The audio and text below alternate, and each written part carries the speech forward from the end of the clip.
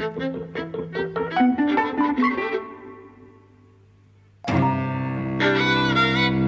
and welcome to Eavesdropping at the Movies. I'm Mike. And I'm José. And we're watching a Netflix film today, The Old Guard. Yes. Made for Netflix, I think, with Netflix Yes. money. It's not just one that they've bought and That's right. distributed. It's their own film. It stars Charlize Theron and Chiwetel Ejiofor, lots of other actors that I haven't heard of. Matthias Schoenaerts is in there as well. Yes, he is. He plays Booker. It's directed by Gina Prince Bythewood, or Bithwood. I've never heard of her before. No, I mean, I have heard of her, but I haven't seen any of her films.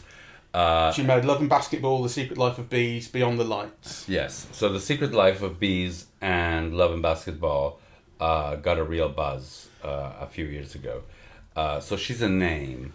And actually, on the basis of this film, I think, she's a director to reckon with, actually. I didn't know anything about this film before we started, other than really that you wanted to watch it, and I'd seen, I think, one of the promotional shots of Charlize Theron from like the opening scene of the film in like a black tank top and sort of combat gear, and she's got a short haircut and shades, and she's got a gun maybe, and she's like ready to have a fight, right? And I was like, oh, this is one of Jose's. He loves Charlize Theron as an action hero. Yeah.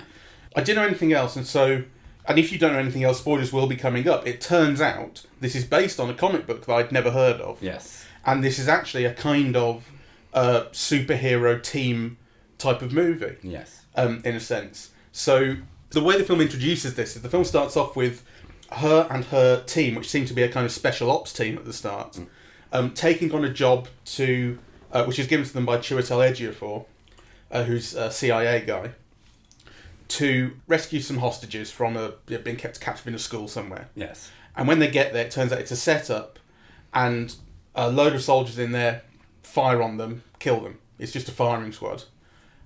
And they're done for, and then they get up. And you go, oh, right, they're zombies or something. And it turns out these are undead people. They're immortal. They're immortals. They all come from different eras. So, like, the most recent one comes from about 200 years ago, but the oldest one, which is Charlize Theron, comes from eras ago. Yeah. And at some point, they lose their immortality, but they have all these they have these healing factors. There are a couple of more rules, Mm-hmm. that I want to mention. So the thing is that they are immortal, but they can die. So, and that's not necessarily a contradiction. They just, everything that's alive dies, they say. So the difference between them and us is, that instead of, dying like at 60 or whatever, they can live for thousands and thousands and thousands of years. Mm-hmm. But sometimes when they're killed, they don't get up, and it's happened before, and they don't know when that happens, right? Yeah. So, so immortal in quotation marks. Yeah, they live for really long times, but they can also die. They also don't know why they're immortal to begin with. That's right. It's something they discover about themselves. And one of the characters here, a little bit like we were talking about Inception, how the Ariadne character is there to introduce you to the rest of the rules in the film. You have a character here who has some of that function. Yeah. This young black girl who's in the army who gets killed and then wakes up. So she doesn't know why she's immortal. She's very, very confused. She's picked up by the rest of the guys who sense where she is. They have some sort of telepathic connection with her. Mm. And she has to learn that we don't know why this happens, but this is who you are. Yeah. And one of the questions they always ask about themselves is, why me? Yes. Yeah. Another of the rules is that they dream each other. They have like this bond. So when one of them is born, in quotation marks, the other sense it, right? But obviously they can only sense those that are born while they are already immortal, not those who, were born before them, yeah? So there's a kind of a difference in knowledges, yeah, that kind of occurs in relation to when a person became immortal. And basically, Andromache is the eldest, so like 6,000 or 7,000 years before that. Two of them, Joe and Nikki, met in the Crusades, and one is an Italian and the other one is a Turk. Yeah, so got an interesting mix there of, Muslims. The very newest recruit is Kiki Lane, as now Freeman, and, she is just born as the film begins. And then you also have the Booker character who fought with Napoleon, so he's the youngest next to Nile, yeah? I mean, just basically like, 200 years old, yeah. A mere 200 years old. Yeah, a mere 200 years old. So the film's got a very interesting setup, yeah? And actually, one of the things, I've been reading the comic book because I was so entranced by the film, and that, it led me to the comic book. And the comic book is fascinating because, amongst other things, it's a kind of a serious work, so each episode of the second series, begins with a quote from, Arthur Miller or Oscar Wilde or John le Carré, right? That kind of is a quote on the themes of the series, right? This is an action film that also has intellectual ambitions, that kind of... Well, that doesn't happen in the film. No, it doesn't happen in the film. But I'm just saying that it's a work that has kind of... So tell me about the comic, because I've not read any of it. Is it more of a graphic novel, or is it like a weekly series? Well, I mean, it's a graphic novel in the sense, but it's released as individual episodes. So something like, I think, I've only read up to number 5 of the second series, so I don't know. Right? How many were in the first series? I think there's about 10. Okay. Yeah. So, and then it's all the narrative is already charted. So there are only 3 series, and then that will be it. Yeah. Okay. But the reason why I wanted to talk to you about it is because, I was gobsmacked that a work like this was commissioned and shown on Netflix. It's entirely the kind of, big budget action spectacle film that you would expect to see at a Cineplex. Yeah. Don't you think? No. Ah, okay. Well, we'll discuss that. Yeah. Well, here's the thing. Do you remember when we saw Stranger on the Third Floor, which you'd never seen before and I had? Uh-huh. And you spent the first 20, 30 minutes going, why did Mike want to see this? Because it was rubbish. And then it changed. And that's rather like my experience with The Old Guard. I wasn't blown away when it changed, but for the first 40 minutes, I was thinking, why on earth did Jose want to see this? Because I'd seen some shite on Netflix, and this was just like it, I thought. Despite the fact it had a huge star in it, I thought before it got to... I'd say when it changed is when it was revealed that the 2 Crusade characters were gay. Yes, and that's a fantastic moment. Deeply in love with each other, and that's when... It wasn't just because they were gay that I thought, I'm getting into it, but, that was interesting, and then things started to change around the point, and I suppose I got into the swing of things, and the film had started to explain itself a bit more. But up until then, I thought, this is just something that thinks it's cool, doesn't look all that appealing, frankly. I wasn't that keen on the aesthetic, I wasn't that keen on the action, and there was something in the way the characters spoke that was kind of, because they knew things I didn't.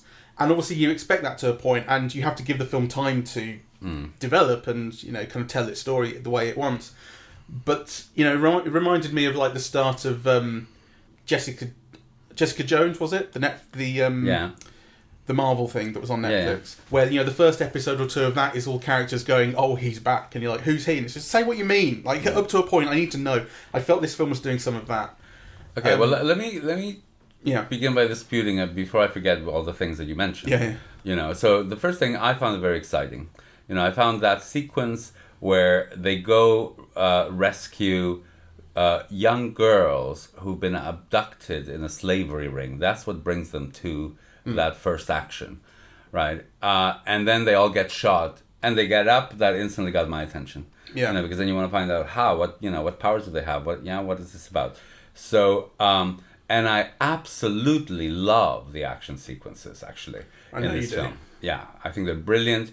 You see the action completed. You see the interplay between people doing the action. So one character hits somebody, hands the gun to the other then shoots somebody else. Like, it's absolutely brilliantly choreographed. And actually, I found it really exciting. So those things, in combination with the budget, in combination with Charlize Theron, I think this is a film that I would have expected to see in the cinema. And it's interesting. $70 million budget, bloody hell. Yeah. So, and it's understandable. You see the budget, I suppose. So, I think it's very interesting that even this type of, action spectacle film based on comic books, it's almost like, the last things that are available to see on a Cineplex, and now they're being taken, you're seeing them on Netflix. I think that's interesting. Well, I don't know. I think some of it made sense to me in terms of like, this is actually the kind of thing Netflix would do. And like I said, so just to finish the point about, the first 40 minutes did not grab me. I just thought there are films that I've seen on Netflix that are Netflix productions, and some that I think have just been bought by Netflix and went nowhere else. Like there's one called The Circle. There was a film called Arc, ARQ, which was this sci-fi. I'm always interested in the way they do the sci-fis because there might be good ideas in them, but they are always so cheap and rubbish on Netflix. And I thought, and this looks a lot like one of those. Well, you see, I kind of... I mean, my marker of that is, what is the latest Chris, the Australian blonde, Thor, Hemsworth. Yeah. The latest film that he did for Netflix is kind of what you're accusing this of being. Right. But I just thought it was trash. What was it? It's about... a young kid is kidnapped in India, and Chris Hemsworth is sent to extract him. It wasn't that Six Underground, was it? Might be. Wasn't that Michael Bay? Yeah, well, it was one of those guys. Yes, and it was complete rubbish. Extraction. That's it. Directed by Sam Hargrave, produced by the Russos, who are Avengers guys. Yeah, right. I think, that is exactly the kind of action film that I hate. It's all like explosions. Yeah. But again, that big budget, big star, action spectacle film, and it's on Netflix. So, but I think the old guard is doing some much more interesting things. It is. For my money, after a while, but it is. So, like I say, it gets to the point where they've rescued the new girl, Niall, rescued in her terms. She's been kidnapped, but they've got her. She's now part of the team, and you're starting to learn about who they are and why they're immortal or how they operate. And as part of it, you learn that these two characters are gay and in love with each other, and this is what kind of made me think: this is more interesting than I first thought. I mean, that's an incredible declaration of love, actually. And as Andy Griffith pointed out, what's even more incredible is that they make it with all the guns pointed at them. And then the scene has a rhythm, so that, it has like a rhythmic punctuation, i.e. all of these armed men with all their masks and everything separate them, right? And, the cut or the move is just like this wonderful punctuation mark on their kiss, yeah? It's really visually really well done. The declaration comes a little after this. Right. I'm talking about the way you actually just first learn. Okay. The declaration I did think was really sweet. Yes. And quite powerful, and it really has that feeling of.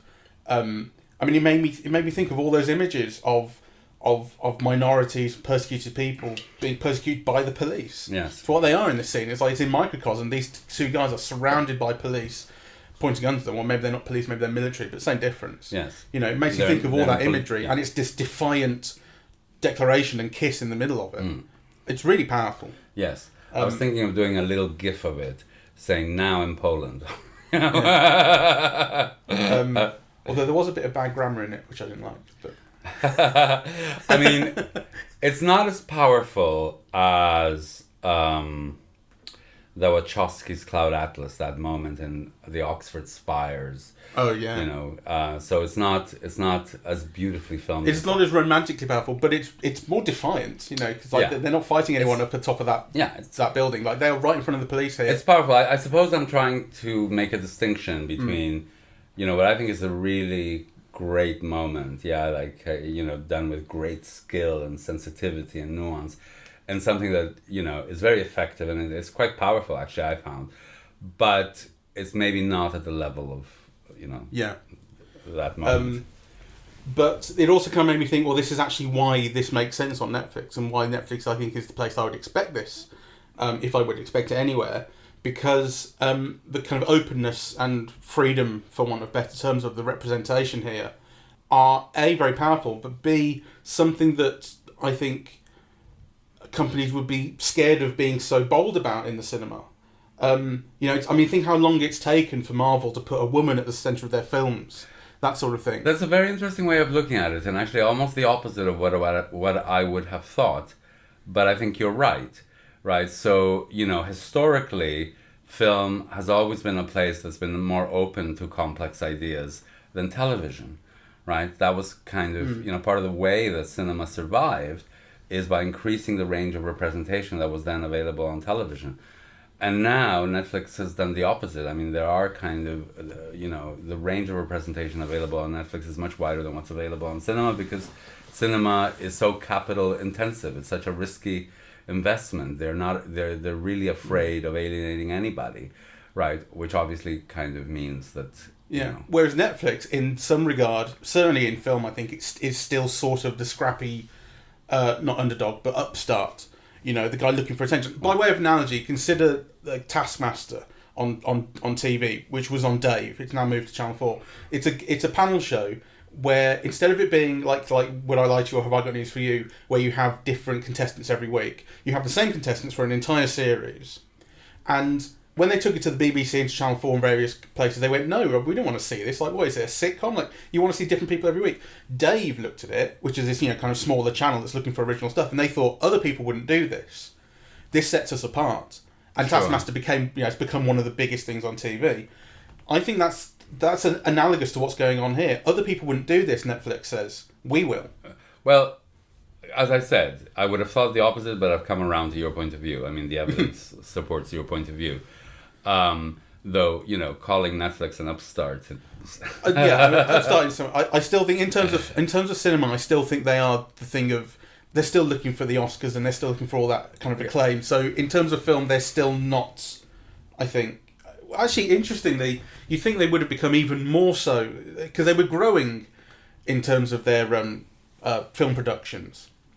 And you would have thought that since coronavirus has been here for 5 or 6 months and cinemas have been closed, they would have really taken over in that respect, and they don't seem to have. Well, anyway, I think they have. I mean, their viewing figures have mushroomed. Sure. So, but culturally, the conversation still isn't really about them. I think also it's the way that the conversation is led. So another reason why I wanted to do a podcast on this film is because only a few years ago this would have been considered absolutely radical. Not just the declaration of love, between this gay couple, which is a central thing. It's, one of the central emotive things in the film. But also, it's directed by a woman. It has kind of this incredible cross-cultural casting, right? So, you have a Muslim and you have a Christian, a Turk and an Italian, and the FBI guy is black. There's the main relationship is between the Charlize Theron character and the young black woman. What's her, Kiki? Yeah, Kiki Lane, Niall Friedman, right? So, kind of they are in a way the central relationship, where the leader and the leader to be, is a young black woman and, an older white woman. The center of the story is Andromache, Andromache. Andromache of Scythia, is it? Yeah. So you have. I'm glad I had subtitles on for that, I must say, when it came up. You have Charlize Theron, who is what now? Like, she's close to 50, 45 or something. Leading an action film like this, right? That in itself is something. And actually, it turns out that she's at least non-binary, right? So, the big love of her life is another woman, Norika, who is introduced at the end of the show. So, to have I hesitate to say lesbian, because you're also told, that she's had lots of affairs with men, but they die, right? Yeah, but for thousands of years, the love of her life is this woman, right? I mean that's actually amazing in a movie or a... Well, when I said these two characters, the guys from the Crusades, are gay, I mean, just saying that feels so reductive. And in that speech that he gives, talking about how much he loves him, the policeman says, what is it, your boyfriend? And he goes, you're such a child. He's so much more to me than that. And he's like, this is the film asserting that it is more than that. Like, love is so much deeper and all this. And actually, that's why it feels so reductive to say, oh, they're gay. Yeah. Like, they are. Yes, well... But you don't know that that's all they are. And actually, the point is that this particular love transcends the labels.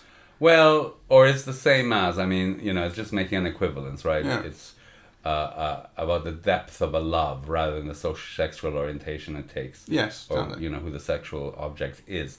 But I think they are gay, right? Like you're not told or shown anything else. Oh yeah. Like they're not gay, but Yeah. the film is also doing something about, like I say, I think the idea of it trying to transcend the label is. Well, I'll try to show people that kind of being gay is about feeling rather than just sex. Yeah. Right. But the Charlize Theron character is different because you are told that she's had affairs with men. Yeah. Right. So that's why I'm hesitating. Lesbian, non-binary. On the other hand, like her main relationship and the love of her life is this woman. I think that's quite amazing to have in a $70 million production, whether for Netflix or for something else. So I think this film that's directed by a woman, a black woman that has multiracial casting, that its lead heroine is non-binary and also, in film terms, relatively old. Yeah. Those are all amazing things. So I feel this film hasn't gotten enough attention, really. And it certainly hasn't gotten attention where you would expect to get it from. Yeah. You'd expect, like, kind of, feminist film historians to be kind of, super excited about it. And I haven't read anything, that isn't just from the normal sources. Yeah. Yeah. It reminded me of The Darkest Minds, which, if you remember, was the young adult superhero thing we saw about all kids in America develop superhero powers at a young age, and then they're kind of rounded up into camps. And the film follows a few teens who are free and out on the loose and looking for a safe haven. It reminds me of that because I remember essentially liking the film, although I don't think I did very much at first, but then you sort of talked me around as to why it was interesting. And it was to do with things like representation. And the fact that, I just overlooked sort of the fact that a young black girl at the centre of this superhero film, which is effectively what it was, is an interesting thing. Yes. And actually not to be taken for granted. In this film. Yes. I think it's something we took for granted in the animated Spider-Man film as well, Into the Spider-Verse. Yeah. Like, I don't think we really gave it its due that actually putting a black kid at the centre is not nothing. Yeah. But the other reason I think it made me think of The Darkest Minds is that Darkest Minds felt like something of a trifle, in a way. Like, actually, all those things were very interesting and very heartfelt, and by the end it was tragic, that film. But there was something that still felt sort of insubstantial about the film overall. I can't quite put my finger on it. And there's something about this that does it too. And maybe it's actually maybe it's a bias in that this doesn't come from a source that I'm aware of.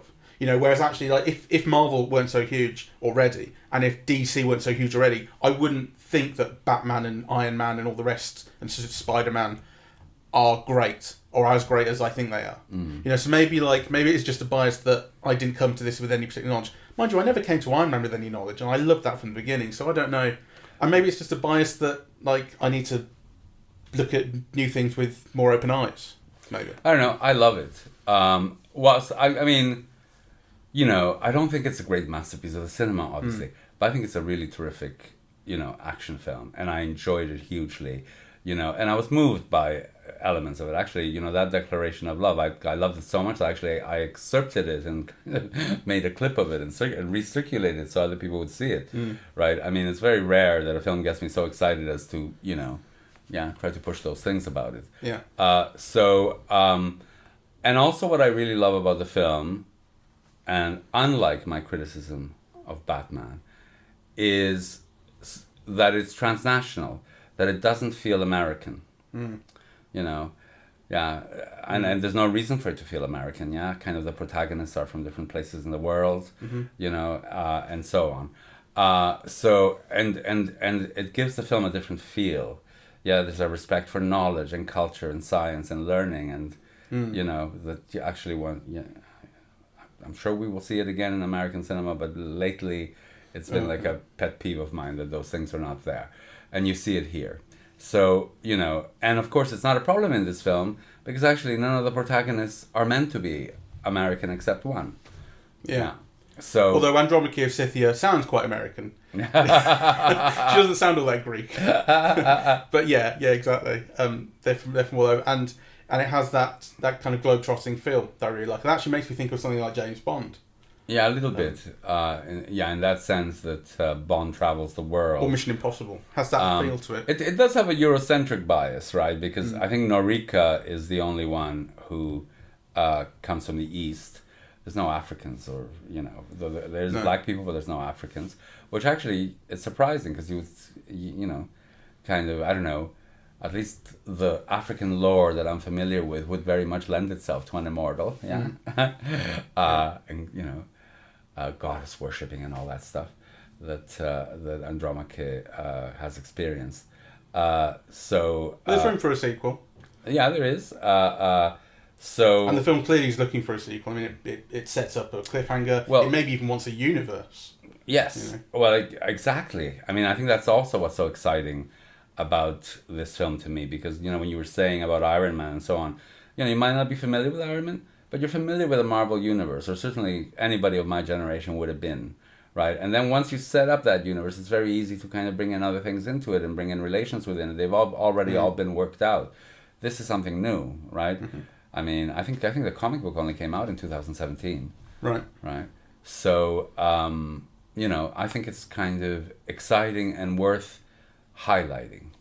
I felt a bit cynical about that prospect towards the end, but maybe, I mean, I'm just cynical about all things Netflix, and actually there's something quite exciting about this story continuing and these representations. Yes. Being and the idea that they should bring in someone African. That'd be great. Someone Japanese. Just start bringing in people from all over the shop. Why not? Maybe some Aboriginal sort of warlord from Australia. Why not? You could Native see, American. You could see how this universe could develop. On the other hand, they've said that they would only do 3 series, and that would be it. Yeah. Well, I mean, 3 series. But Netflix will do as many films as they want, won't they? Well, I suppose they buy the rights, don't they, to the world, not just to the story. Though that depends on what contract the writers and illustrators sign. I mean, Homeland was based on a Israeli TV series that had 1 series, I think, and they got 7 out of it in America. It's like, you buy it for the start, and then you go off and do your thing. Well, I mean, to tell the truth, I'm very excited about seeing what they come up with next, and I was very excited to see Charlize Theron in this role. I think she's terrific in this kind of movie, actually. So I think it's a terrific film. That does something that actually feels fresh and new, with, I think, marvelous action set pieces, and people with characters that you're not normally used to seeing together in a frame. Do you think you would have been excited had you seen it in a cinema? I don't. I thought about this quite consciously, and I thought this visually, stylistically, this isn't interesting enough. Aesthetically, there's nothing really. Well, I mean, interesting about I this. have no way of knowing, and. My reason for seeing films first in the cinema is to avoid precisely that kind of question, because there's no way of knowing, right? And actually, even now, if this were showing in a cinema and we go to it, I'd still have imprinted in my mind my first experience of it. So already it wouldn't be a fresh view of it. I mean, I've had films ruined like that, so. There's just no way of knowing it. I mean, the only thing that I can tell you is that seeing it on a smaller screen is, whatever people say, a disadvantage. If you're looking at visuals. It did feel built for the smaller screen. I mean, I wouldn't go as far as to say it just felt plain televisual, because I think it's better than that. And it's more expressive than that and more involved than that. But still, there's a huge amount of focus on close-up, cutting back to the... things to make sure you can kind of very clearly see just faces, and actually... There's less room, or at least it feels like there's less room in its aesthetic sort of principles for expression than I would have liked. Well, I'm sure you're right, functional. because it was made for a television screen. Yeah, exactly. But I think it worked very well that way, and you got a lot more full-bodied action than you actually get on an IMAX screen with a Christopher Nolan film. To some degree. So, shall we wrap it up? I wasn't keen about some of that action though. I loved it. There was the odd shot that I liked. There was when Charlize Theron beats up several soldiers in the dark in the cathedral. There was a kind of single take thing going on in there that I quite liked, but some of it was a bit. I loved all of it. I loved her going through the corridor. You know who she was up against. You knew what she had to do to survive it. You didn't quite know what she would how she would do it, you know, but your whole geography was like really clear. And as I said, the interplay between the characters was very clear. Where the hero stood in relation to the antagonist was really clear. You know, you also know that they have to avoid being dead for more than a few minutes because they're coming. So, you know, how that was choreographed in terms of doors and so on was, I thought, brilliant. You know, I mean, my God. Yeah, in comparison to that junk Chris Hemsworth film, or like I said, the Christopher Nolan films that we've been seeing, you know, where kind of, you know, the action is conveyed through sound. I mean, really, this is, to me, it was wonderful. Yeah, I think we can sometimes overstate the importance of the sort of clarity of geography, because it can be important, but sometimes it can also make things really sterile. And well, it's not sterile here. I felt some of it really was. Yeah. Well, we have to disagree on that. Yeah, we do. And I mean, I really do think that those first 40 minutes, I thought, God, this is terrible. It wants to be cool. It wants me to not know what's going on. It wants to surprise me and all that stuff that they didn't, like season 8 of Game of Thrones, where it was like subvert everyone's expectations, surprise them, and it was just shit. And then eventually it turned into something interesting. But I do still think ultimately this is kind of a trifle, and that it's. And then it makes sense that it's on Netflix because the trifles is all they do. Yeah. Well, I disagree. And because Netflix is, in some respects, kind of just a content factory that just puts out countless things, and if one of them hits, it's fine, and if 1,000 don't, well, the one of them did. I think this is a really exciting mainstream queer film that's action-packed and glossy and glamorous and with, you know, great action, and that it hasn't gotten the attention it deserves. Fair enough. Thank you very much for listening.